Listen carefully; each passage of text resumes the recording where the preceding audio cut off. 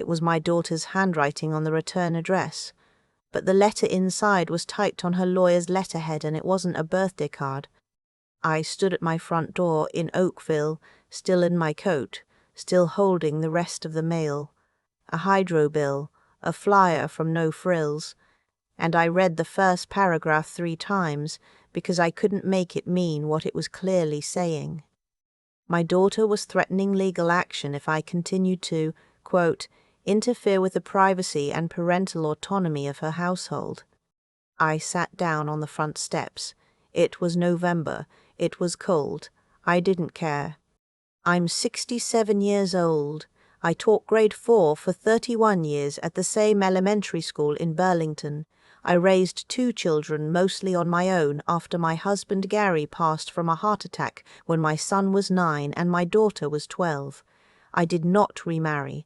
I worked. I saved. I showed up. I kept showing up, long past when most people would have stopped. And now I was sitting on my own front steps in the cold, reading a legal letter from my own daughter. I want to tell you this story, not because I'm looking for pity. I've had enough of that. I want to tell it because I know I'm not the only one.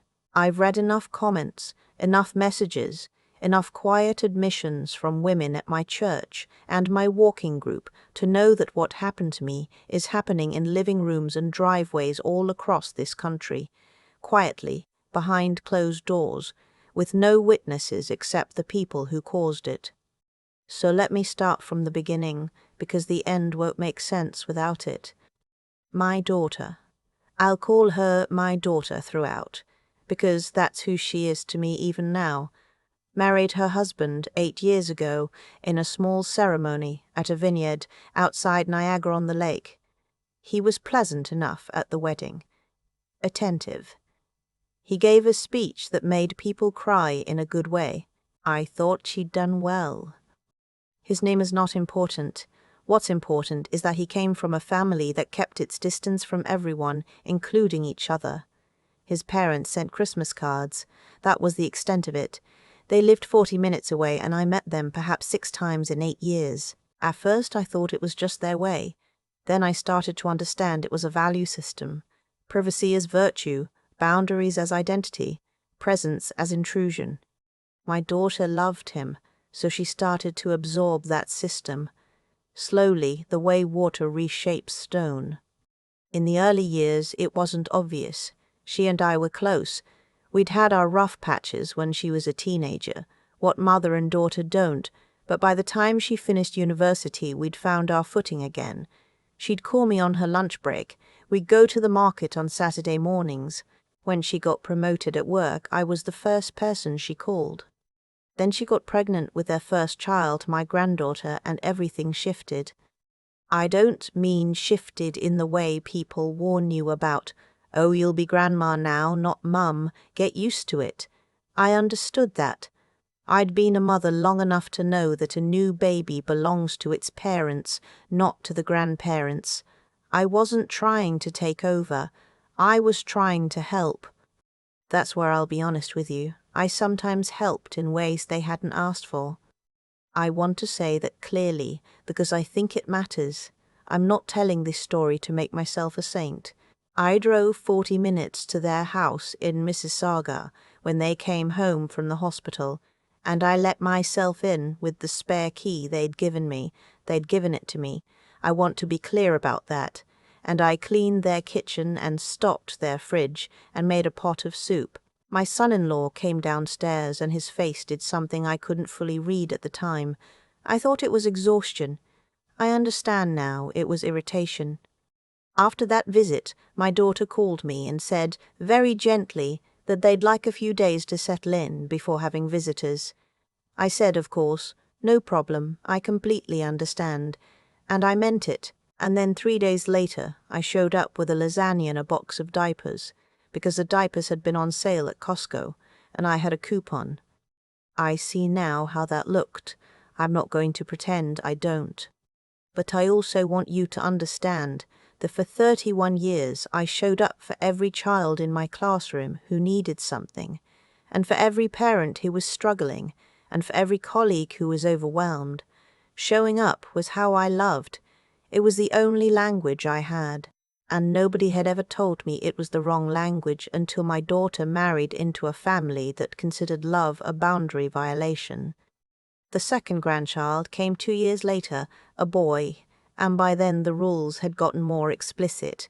No drop-ins, call first, always call first. I tried, I really did try, but sometimes I'd call and get no answer. And I knew from Instagram, yes, I have Instagram, I'm 67, not 100, that they were home, and I'd drive over anyway because I had a birthday gift for my granddaughter that I didn't want sitting in my car another week. My son-in-law answered the door that time. He did not invite me in. He took the gift, said thank you, and closed the door. I sat in my car in their driveway for 10 minutes before I drove home. After that, the calls from my daughter became shorter, more formal. She'd ask how I was doing, and I'd ask how the children were, and she'd give me a brief update, and then she'd say she had to go. I started to feel like I was making an appointment with a receptionist to speak to someone who'd once been my daughter. Then came the letter. Not the legal one. That came later.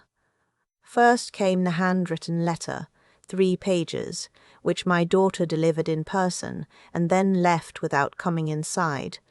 I read it at my kitchen table with a cup of tea that went cold before I got to page 2. She said she felt I didn't respect their family unit. She said I made her feel like she wasn't capable. She said every time I showed up unannounced, it sent the message that she was failing. She said her husband felt I didn't respect him as the head of their household, which was a phrase that surprised me, because I had not raised my daughter to marry someone who used that phrase. But I kept reading. She said they needed space to build their life without my involvement, and that she hoped I'd understand. I wrote back, a long letter. I said I was sorry for making her feel undermined. I said I would call ahead every time, no exceptions. I said I loved her and the children, and only wanted good things for all of them. She acknowledged it with a text message that said, "Thanks, Mum. We'll see how it goes." We'll see how it goes. I tried. For 7 months I tried. I called ahead. Sometimes they'd say yes to a visit, and sometimes they wouldn't answer. And once they answered and said it wasn't a good time, and I said of course, and hung up, and then sat in my kitchen and cried for an hour before I called my friend across the street to come over and keep me company. My friend is 72 and sharper than anyone I know. She'd been watching all of this unfold, and she had opinions, which she shared that night over red wine, and which I'm not going to repeat because some of them weren't entirely fair to my son-in-law, and I'm trying to be fair.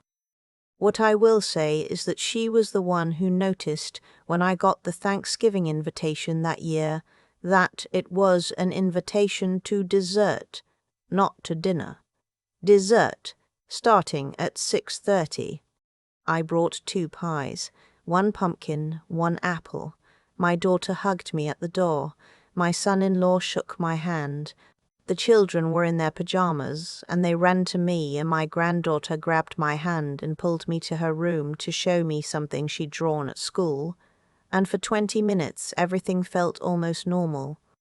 Then it was 7 o'clock, and my son-in-law said the children needed to get ready for bed, and that was clearly my cue. I drove home and ate leftover soup alone at 9 p.m. on Thanksgiving. I want to tell you there was one moment, one clear thing I did wrong that triggered what came next. But that's not how it happened. What came next seemed to grow out of the accumulation of everything. My visits, my presence, my inability to take up less space. What came next was not a response to one incident. It was a decision. In January, 8 months after the handwritten letter, I received a formal cease and desist letter from a family law firm in Mississauga. It stated that my continued contact and unannounced presence at their residence constituted harassment and disruption of their family life, and that if I did not cease all unannounced contact immediately, they would pursue legal remedies. I called my daughter as soon as my hands stopped shaking enough to dial. She didn't answer. I called 3 more times that day. She didn't answer. She texted me that evening, "We needed to put something in writing, Mum. Please just give us space. Give us space." I had driven them to the airport when they went to Mexico. I had sat with their children for a week, when my son-in-law had his appendix out. I had lent them $42,000. I'm not ashamed to say the number, because it matters. When they were short on their mortgage renewal and interest rates spiked, and they needed the difference. I had a signed loan agreement. I am not naive. But I had also told them there was no rush. That family helps family. They had never paid back $1. Now they were sending me legal letters. I called a lawyer the next day, not because I wanted to fight. I didn't want to fight. I have never wanted to fight.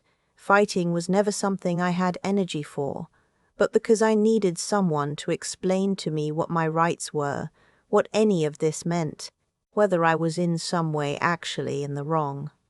My lawyer was patient and thorough and cost me $240 an hour, which I paid without complaint because I needed to understand my situation. She told me that what my daughter had sent was not a court order. It was a warning. It had legal weight only if they followed through.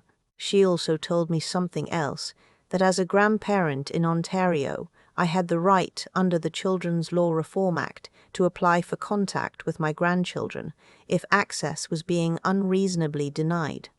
I didn't know that. Most grandparents don't. I asked her what unreasonably denied meant.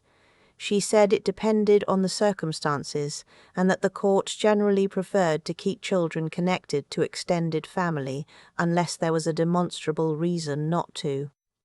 I said, "My son-in-law thinks I rearranged their Tupperware drawer." She didn't say anything for a moment. Then she said, "Tell me everything." I did, all of it, the visits, the letters, the Thanksgiving dessert, the loan. She listened and took notes, and at the end of it she said that in her view my daughter and son-in-law had overreached, that there was no legal basis for their demand because I had committed no crime and had not been violent or threatening, that the cease and desist was, in her professional opinion, more about control than about genuine harm. She told me I had options. I told her I needed to think. I went home and I sat in the kitchen and I looked at the photographs on my refrigerator. My granddaughter at 3, in rubber boots, jumping in a puddle in my backyard. My grandson the day he was born, red-faced and furious, wrapped in a hospital blanket, and my daughter laughing in the bed beside him, exhausted and radiant. Me and Gary at Wasaga Beach the summer before he died, squinting into the sun. I am 67 years old. I do not have unlimited time. I know that in a way that younger people don't yet, and I say that without bitterness. They'll understand when they get here. But I am also not willing to disappear simply because disappearing is more convenient for everyone else. I decided to respond formally. My lawyer sent a letter on my behalf. It stated that I had not harassed anyone, that my visits had always been motivated by care for my grandchildren, and that I was prepared to pursue my legal right to grandparent contact if necessary. It also noted as a factual matter the outstanding loan of $42,000. I did not hear from my daughter for 6 weeks. When she finally called, her voice was tight in a way I recognized from when she was 15 and had done something she knew was wrong but wasn't ready to apologize for yet. She said she thought we should meet. I said yes. She said, "Could we bring our lawyers?" I said, "If that's what you need, yes." We met at a mediator's office in Burlington on a Thursday morning in March. I wore my good coat. I arrived early. My son-in-law sat across from me with his arms folded the way he always did when he was trying to look unmoved by something that was clearly moving him. My daughter sat beside him and looked at the table. The mediator asked each side to speak without interruption. My son-in-law went first. He talked about privacy. He talked about their right to raise their children without interference. He talked about the Tupperware drawer, I am not inventing this, as evidence of my disrespect for their home and their systems. I listened. I did not roll my eyes, though I wanted to. Then it was my turn. I didn't have notes. I had spent a week trying to write down what I wanted to say, and none of it had come out right on paper, so I put it away and decided to just speak. I said I was sorry for the times I had overstepped. I meant it. I said I knew that showing up unannounced was wrong, even when my intentions were good, and that I should have listened earlier when they asked me to call ahead. I said that caring for people and respecting their boundaries are not opposites, and that I had been slow to learn that, and I was genuinely sorry. Then I said, I would like to be in my grandchildren's lives, not every day, not without calling, not in ways that make anyone uncomfortable, but I would like to be there. I would like to take my granddaughter to the farmer's market on Saturdays the way I used to. I would like to teach my grandson to make my bread because he told me once that it smells like his favorite place. I would like to be a grandmother, and I am asking you to let me. The room was quiet. My son-in-law looked at my daughter looked at her hands. The mediator said gently that she would like to speak to each party separately. When she came back to me, she said that my daughter had something she wanted to ask me privately. My son-in-law was asked to step into the waiting room, and then my daughter looked up at me for the first time since we'd sat down and said, in a voice that sounded like a much younger version of herself, "Did you actually talk to a lawyer about grandparent rights?" I said yes. She said, I didn't know that was a thing. I said, neither did I until recently. She was quiet for a long time. Then she said, I don't want to go to court, Mum. I said, I don't either. I never did. I want to make bread with your son. She laughed, a small, exhausted, slightly broken laugh, but a real one. We didn't resolve everything that day. It took 4 more months of mediated conversations, 2 family dinners that were awkward enough to be almost funny in retrospect, and 1 very long Saturday drive around the lake, where my daughter and I talked in a way we hadn't talked in years. About Gary, about what it had been like to raise her after he died, about how she had watched me hold everything together for so long that she'd never thought to ask if I was lonely. I told her I was. I had been for a long time. She cried. I cried. We got Tim Hortons and kept driving. The loan was restructured into a formal repayment agreement. My son-in-law was not present for that conversation, which was perhaps for the best. My lawyer handled the paperwork. I want to say I did it out of pure generosity, but the truth is I also did it because I needed something concrete, something that acknowledged that what I had given was real and that it mattered. The legal letter was formally withdrawn. And on the first Saturday of June, I picked my granddaughter up at 9 in the morning, and we drove to the farmer's market in Oakville, the one with the honey stand and the woman who makes lavender soap, and the old man with the fiddle who's been playing there since my kids were small. My granddaughter held my hand the whole time. She's 7 now. She has Gary's eyes, exactly, in a way that still catches me off guard sometimes. At the honey stand, she said, Grandma, why did we stop coming here? I said, we got a little lost, sweetheart, but we found our way back. She didn't ask any more questions. She spent $4 of her own money on a small jar of clover honey and carried it carefully to the car in both hands like it was something precious. When I got home that afternoon, I found a text from my daughter. It just said, she told me all about the honey. Thank you, Mum.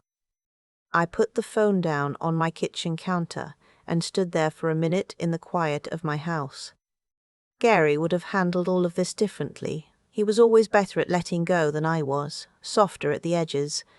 But I think even he would have understood why I fought. Not for myself exactly. For those Saturday mornings, for bread that smells like a favorite place, for a small girl who carries honey with both hands like it's the most important thing in the world. Because it is. It really is. I still think about that drive home from the farmer's market, my granddaughter asleep in the back seat, the small jar of honey balanced on her lap, her hands still loosely wrapped around it even in sleep. 7 years old, and already so careful with the things she loved. I don't think what happened to me was random. I think it was the result of choices, mine included. I had spent decades showing up for everyone around me, and somewhere along the way I had confused showing up with being wanted. Those are not the same thing. I had to lose something I loved very much before I understood the difference. What I did wrong I've made peace with. I overstepped. I let my love express itself in ways that felt like criticism to people who hadn't asked for my opinion. That was on me, and I've said so, and I meant it. But what I've also had to reckon with is this. Being at fault for some things does not mean you deserve to be erased. Those two truths can exist at the same time. Working out how to hold them both without bitterness. That took longer than I expected. My lawyer told me early on that I had rights and that knowledge changed everything, not because I wanted to use them as a weapon, but because knowing I had options gave me the steadiness to stay calm. There's something that happens to you when you feel completely powerless. You either collapse or you get desperate, and neither one leads anywhere good. Having the information I needed, understanding what was actually true versus what I had been made to feel was true, that was what let me walk into that mediator's office and speak clearly instead of crumbling. Intelligence isn't about being the smartest person in the room. It's about knowing when to ask for help and what questions to ask when you get it. And the staying, that took something I don't have a tidy word for. Toughness isn't quite right. Stubbornness sounds too small. It was more like a quiet refusal to accept that the story was already finished. I kept thinking about my granddaughter's face the first time I saw it, red and furious and so entirely new, and I thought, I am not done. I have not been dismissed. I will not act like someone who has been. What came out of all of it wasn't perfect. My relationship with my son-in-law is civil and probably always will be just that. My daughter and I are still finding our way back to each other in certain conversations, but my granddaughter calls me on Saturday mornings to ask what we're doing that day. My grandson has started asking when he can learn to make the bread. That is not nothing. That is, in fact, everything. I think we get the relationships we're willing to fight for, not with anger, but with honesty, patience, and the kind of quiet courage that doesn't make noise about itself. That's what I'd want anyone to take from this. Not that the system worked perfectly, not that love always wins in some tidy way, but that showing up for yourself with a clear head and a steady heart is rarely wasted. The honey is still on my kitchen shelf. My granddaughter chose clover. I haven't opened it yet. I'm saving it for the first time we make bread together.